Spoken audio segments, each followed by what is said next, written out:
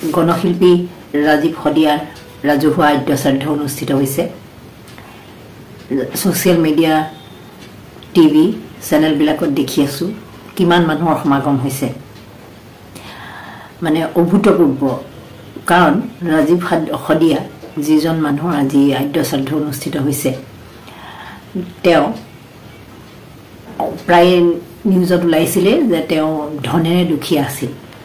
কিন্তু যদিও তেওঁ ধনেৰে দুখীয়া আছিল তেওঁ মনেৰে ইমান ধনী আছিল যিটো কাৰণে আজি ধন নথকা সত্ত্বেও সকলো মানুহ সকলো প্ৰান্তৰ পৰা তাত সমবেত হৈছে আমাৰ সাধাৰণতে এটা ধাৰণা আছে যে টকাৰে সকলো কিনিব পাৰি ৰাজনৈতিক দলবিলাকে ৰাজনৈতিক নেতাবিলাকে হেতুৱে কৰি আহিছে টকাৰে কিনিব পাৰি টকাৰে ভোট কিনিব পাৰি টকাৰে মানুহৰ মন জয় কৰিব পাৰি কোনোবাই যদি ৰাজনীতি পথাৰত নামিব খোজে তেতিয়া সকলোৱে কয় যে ধন নাথাকিলে একো নাই ভোটাৰক ধন দিবই লাগিব তেতিয়াহে ভোটটো দিব প্ৰধানমন্ত্ৰী সভালৈ মুখ্যমন্ত্ৰী সভালৈ বিভিন্ন ৰাজ্যৰ পৰা ধন দি মানুহ অনা হয় অহা যোৱা খৰচ দিয়া হয় তাৰ পিছতো মানুহে আহিব নোখোজে তাৰ পিছত আপুনি ধনৰ মই ইমান দিম এনেকুৱাকৈ মানে এই যে নিবিদা আহ্বান কৰা টাইপ তেনেকৈ আহ্বান কৰা হয় কিন্তু এতিয়াও যে মানুহৰ অন্তৰত জাতীয়তাবাদটো আছে অসমীয়া মানুহ যে সঁচাকৈ জাতিপ্ৰেমী সেই কথাটো ৰাজীৱ শদিয়াৰ শ্ৰাদ্ধত উপস্থিত হোৱা ৰাইজে বুজাই দিলে আৰু যিসকল যাব পৰা নাই তেওঁলোকেও কিন্তু অনুভৱ কৰিছে যে তাত যাব পৰা হলে ভাল আছিল কিন্তু বিভিন্ন কাৰণত দূৰ যথেষ্ট বেছি একেবাৰে ইমূৰ সিমূৰ হৈ যায় গতিকে কিছু নিজৰ অসুবিধাও থাকে এনেকুৱা ধৰণৰ অসুবিধাৰ কাৰণে বহুতবোৰ মানুহে তাত হয়তো শদিয়া নহয় যদি মাজমজিয়াত হলেতেন মানে ধৰি লওক নগাঁও মানত মানে সব ফালৰ পৰা যিটো যোগাযোগৰ সুবিধা হয় তেনেকুৱা জেগা হোৱা হলে চাগে আৰু বহুত বেছি মানুহ যি সমবেত হলহেঁতেন বাৰু যিয়ে নহওক আজি এটো দেখি ভাল লাগিছে লগতে ভাল লাগিছে এই কাৰণে যে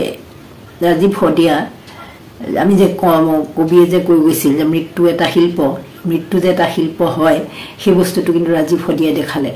যিদিনাখন ৰাজীৱ শদিয়াৰ মৃত্যু হৈছিল উৰুকাৰ দিনাখন যেতিয়া খবৰটো পাইছিলোঁ তাৰ আগতে মই ইয়াৰ আগতে ভিডিঅ'টোত আপোনালোকক কৈছোঁৱেই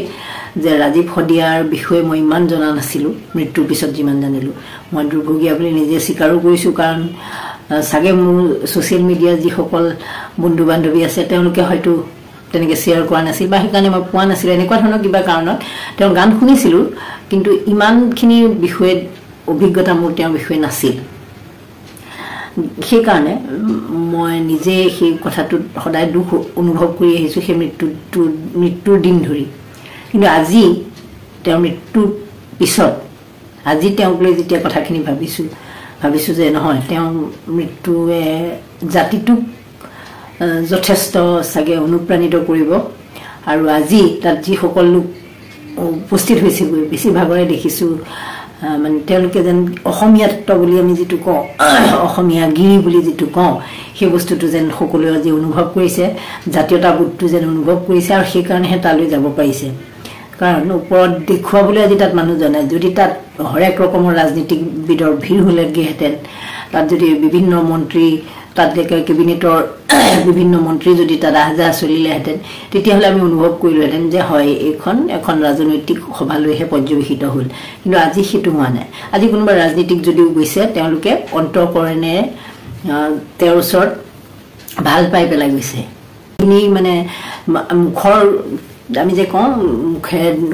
ঘূৰিয়ালৰ চকু পানী টুকিবলৈ তাৰমানে মানুহ যোৱা নাই যেন লাগিছে তাত গতিকে এই কথাটো খুব ভাল হৈছে কিন্তু অসমীয়া জাতিৰ আবেগটো সদায় কওঁ আমি ধান খেৰৰ জুই নিচিনা গতিকে এই ধান খেৰৰ জুইটো আমি কা আন্দোলনৰ সময়ত দেখিছিলোঁ ভাবিছিলোঁ যে কা আন্দোলন যেনেকুৱা গতিত আগবাঢ়িছে অসমীয়া মানুহে যেনেধৰণে আৰম্ভ কৰিছে ই একদম এনেকুৱা কৰি দিব যে অসম হিলি যাব আৰু কা বিৰোধ হ'বই আৰু কাক আমি কেতিয়াও মানি নলওঁ এতিয়াও বহুতৰ বুকুত সেই কাৰ বিৰুদ্ধে অগণিত জ্বলি আছে কিন্তু এতিয়া নেতৃত্ব দিয়া মানুহৰ অভাৱ হ'ল গতিকে এই ৰাজীৱ শদিয়াৰ যি মৃত্যুটো হ'লেই আমি আৰু তেওঁক ঘূৰাই নাপাওঁ এইটো কথা সঁচা কিন্তু তেওঁৰ প্ৰতি সন্মান জনাই যিহেতু ইমানবোৰ মানুহ তাত সমবেত হৈছে ইমানবোৰ মানুহ গোট খাইছেগৈ গতিকে সকলোৱে এটা কথা ভাবক যে অসমীয়া মানুহ ঐক্যবদ্ধ হ'লে অসমীয়া মানে মই ইয়াত অকল অসমীয়া ভাষা কোৱা মানুহৰ কথা কোৱা নাই দেই সকলোৰে কথা কৈছোঁ যিসকল গৈছে ঐক্যবদ্ধ হলে আমি সকলো কৰিব পাৰোঁ আমাৰ কাৰণে একো কামেই পৃথিৱীত টান নহয় সকলোৱে সহজ আমি যেনেকৈ কিবা এটা উফৰাম চৰকাৰ এখন উফৰাম বুলি যদি ভাবিছোঁ আমি সেই সিদ্ধান্তটো যদি গভীৰভাৱে লওঁ কঠোৰ সিদ্ধান্ত হিচাপে লওঁ দৃঢ় যদি আমি হওঁ দৃঢ়মতত যদি আমি উপনীত হওঁ তেনেহ'লে কিন্তু আমি পাৰিম মই চৰকাৰ মানে আপোনালোকে নাভাবিব মই হিমন্ত বিশ্ব শৰ্মা বা এনেকুৱা কিবা পাৰ্টিকুলাৰ কথা কৈছোঁ বুলি মই এইটোৱে কৈছোঁ যে আমি এনেকৈ যে ভাবি লওঁ যে ইয়াক আৰু হিলাব পৰা নাযাব এইজন মানুহক আৰু নোৱাৰি এনেকুৱা ধৰণৰ যিবোৰ সিদ্ধান্ত সেই কথাবোৰ আমি ভাবি লওঁ ন আমি যে অকলশৰীয়া আমি নোৱাৰোঁ আমাৰ জোৰ নাই আমাৰ টকাৰ জোৰ নাই মনৰ জোৰ আছে কিন্তু আজিতো টকাৰ জোৰ নাই ৰাজীৱ শদিয়াৰ টকাৰ জোৰ নাছিল কিন্তু মনৰ জোৰেৰে আমি কেনেকৈ তেওঁক এটা হেৰিয়ালৈ লৈ গ'লোঁ কিমান ওপৰলৈ লৈ গ'লোঁ গতিকে আমি যদি ঐক্যবদ্ধ হওঁ আমাৰ কাৰণে সকলো সহজ আমাৰ মতে আমি অসমখন সজাই ল'ব পাৰিম আমাৰ মতে আমি অসমখন বনাই ল'ব পাৰিম কিন্তু আমি দেখোঁ বিগত দিনবিলাকত আমাক বহুতেই ঠগিলে বহুত দল সংগঠনৰ নেতৃত্বই আগভাগ লৈ পিছত ঠগিলে আলফাই আমাক ঠগিলে ৪৪ বছৰীয়া সংগ্ৰামৰ অন্ত পৰিল তেনেধৰণেই গতিকে এতিয়াও যি চলি আছে টুকটাক তেনেকুৱা টুকটাকত একো নহয়গৈ আমি জানো ফলপ্ৰসূ একো নোলায় গতিকে এইবাৰ আমি নিজেই নিজৰ কথাটো নিজৰ ভৱিষ্যতটো গঢ়িব লাগিব নিজৰ ভৱিষ্যতটো গঢ়িবলৈ হ'লে আমাৰ উঠি অহা প্ৰজন্মক আমি এটা ভাল পৰিৱেশ দিবলৈ হ'লে আমাৰ অসমৰ সম্পদসমূহ আমি সুৰক্ষিত কৰিব লাগিব আমাৰ সম্পদসমূহৰ অধিকাৰ আমাৰ হাতত থাকিব লাগিব আমি নিজৰ জাতিৰ হকে মাতিব লাগিব একেলগে ঐক্যবদ্ধ হৈ মাতিব লাগিব এটা দুটাকৈ মাতি লাভ নাই নেতা বিক্ৰী যাব পাৰে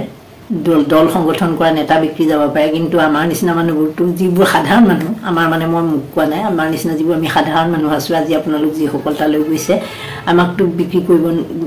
ক্ৰয় কৰিব নোৱাৰে গতিকে আমি এটা সিদ্ধান্ত এই সুযোগতে আমি এটা সিদ্ধান্ত লোৱাটো ভাল যে 2026 চনটোত আমি এটা অসমীয়াৰ হিতৰ কাৰণে চিন্তা কৰা এখন যাতে চৰকাৰ গঢ়ি তুলিব পাৰোঁ চৰকাৰ গঠন কৰিব পাৰোঁ ৰাজনীতিৰ কথাটো এই ক্ষেত্ৰত আনিবই লাগিব কাৰণ ৰাজনীতি কৰি আমি চলিবই নোৱাৰোঁ আপোনালোকে ভাবিব আজি আদ্যশ্ৰাদ্ধৰ দিনটোত ৰাজনীতিৰ কথা কিয় কৈছে কাৰণ ৰাজনীতি নহ'লে একোৱেই নহয় কিন্তু ৰাজনীতি মানে মই বেয়া অৰ্থত ৰাজনীতিৰ কথা কোৱা নাই মই হিতাধিকাৰী বনাই আপোনালোকক কোনোবাই ৰাজনীতি কৰাৰ কথা কোৱা নাই যে আমি এখন এনেকুৱা চৰকাৰ আনিব লাগিব যিখন চৰকাৰে আমাৰ সম্পদৰ সুৰক্ষা দিয়ে আমাৰ অসমীয়া ভাষাটোক সুৰক্ষিত কৰি ৰাখে অকল স্বীকৃতিত আমি নাথাকোঁ ধ্ৰুপদী ভাষাৰ স্বীকৃতি দিলে আমি সুৰক্ষিত নহওঁ আমাৰ স্কুলবিলাক সুৰক্ষিত হৈ থাকে সকলোখিনি আমাৰ অধিকাৰ আমি যাতে কৰ্মস্থানত আমাৰ মানুহে যাতে প্ৰথম অধিকাৰ পায় আমাৰ মানুহে যাতে ঠিকা এটা কৰিবলৈ গ'লে প্ৰথম অধিকাৰ পায় সেইখিনি যিখিনি আপোনাৰ মহাৰাষ্ট্ৰৰ আগতে শিৱসেনাই কৈছিল এতিয়াতো নাই বাৰু সেয়াও গ'ল কিয় গ'ল আপোনালোকে জানে গতিকে সেই বস্তুটো যাতে আমাৰ গঢ়ি তুলিব পাৰোঁ সেই কথাটো আমি সকলোৱে এই সুযোগতে গুৰুত্ব দিব লাগিব আৰু তেতিয়া ৰাজীৱ শদিয়াৰ নিচিনা মানুহবিলাকক আমি সন্মান জনোৱাৰ দৰে হ'ব নহ'লে এনেই দেখুৱাবলৈ লগ লাগিলোঁ কান্দিলোঁ আৰু আহিলোঁ ভোজ ভাত খাই আৰু বাদ দিলোঁ সেই ধৰণৰ হ'লে বেয়া হ'ব গতিকে ভূপেন হাজৰিকাৰ পিছত এইগৰাকী শিল্পী যিগৰাকী শিল্পী ইমান কম বয়সতে ইমানখিনি সন্মান পাইছে সেইটো কিন্তু সঁচাকৈ আৰু তেওঁ গানো বহুত গোৱা নাই যে বহুত গান গাইছে একেবাৰে তেনেকুৱা ধৰণৰো নহয় কিন্তু সিমানখিনি তেওঁ সৌভাগ্যশালী আছিল গতিকে সঁচাকৈ তেওঁক চেলুট জনাইছোঁ আৰু লগতে এইটো যাতে ধান খেৰৰ জুই নহয় সেইটো কিন্তু আপোনালোকে সকলোৱে খেয়াল ৰাখিব এনেই আমি সমবেত হ'লোঁ ভোজ ভাত খালোঁ একেলগে আমি মাইকী মানুহবিলাক লগ লাগি চব্জি কাটিলোঁ মতা মানুহবিলাকে এইবোৰ ৰভা চভা দিলে সেইটো যাতে নহয় দেই সেইটো হ'লে কিন্তু এনেই অথলে যাব কথাখিনি ৰাজীৱ শদিয়াৰ এইটো পিছত এটা পাষ্ট অতীত হৈ যাব আৰু আমি শুৱৰিবহে পাৰিম কথাটো প্ৰেক্টিকেলি একো লাভ নহ'ব নমস্কাৰ